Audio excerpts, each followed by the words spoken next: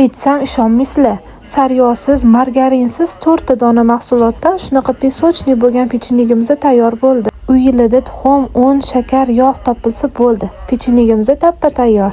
O'zim ham pishirayotganda rosa ikkilanib pishirdim. Qotib qolmasmikan, qattiq bo'lib qolmasmikan deb pishirib ko'rdim. Mazasi ham, hatto yumshoqligi ham juda ham zo'r bo'lar ekan. Umuman qotib qolmas ekan. Sizlar ham bitta pishirib ko'ringlar. O'xshasa mana duo qilish esingizdan chiqmasin.